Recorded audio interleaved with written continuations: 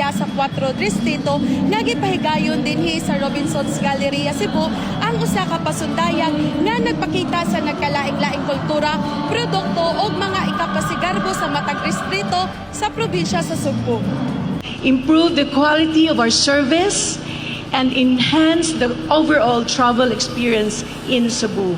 We encourage our local tourism officers, tourism stakeholders, partners, everyone here with us to support this initiative by helping disseminate the form and encouraging visitors or even yourselves to share your experience through this feedback form. Together, let us continue working towards a stronger, more responsive, and more sustainable tourism industry for Cebu. I invite you to explore with curiosity and with heart. Ask about the stories behind the products. Let us make conscious choices that uplift our fellow Cebuanos. Today, as I officially open the exhibit, let us continue to create spaces where Cebuano talents and craft thrives. Let us explore, support, and take pride in what is ours. This is our Cebu, ato ang Sugbo. Actually, the Our Cebu program is a platform for the different towns of Cebu to promote the products. We know that we sell the sites, but for now, we give opportunities for them, the suppliers from the different towns. Usually, these are the community-based enterprises, so micro, so ato sa tabangan para makaredire unya kita pod mutapang punta sa mga taga-Sugbo na dili maka-afford kayo mo travel nya dili maka-experience sa mga pagkaon ug sa mga produkto. This is the time that they can see and appreciate the products.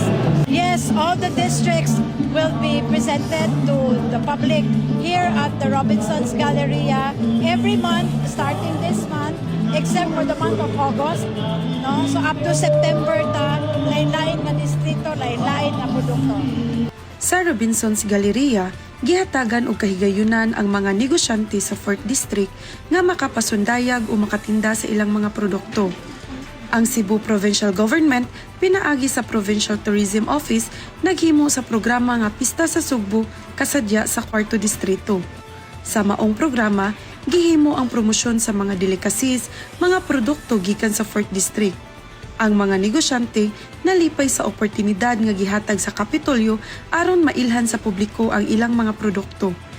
Yes, of course we are astronomically grateful that we are invited, to our Cebu, and of course the perceptions of customers of our or domestic or local travelers that when we say about Northern Cebu, their perception is like the Bantayan Island and the Malapascua Island, and the Bantayan itself is often neglected. Currently, we have a problem when it comes to the distribution of tourists, especially they are favored like Mactan or in the south. We cannot blame them. We cannot change nor deny the truth that in south they are more holistic, but in the Bantayan, there are story to tell. Ang tanan nga distrito adunay kahigayunan nga makapasundayag sa ilang mga produkto base sa ilang mga schedules. Ako si 𝗤𝗓𝗏𝗏𝗧𝗔 sa bagong liderato manginlabot magpakabana tungod kay ato ang Sugbo.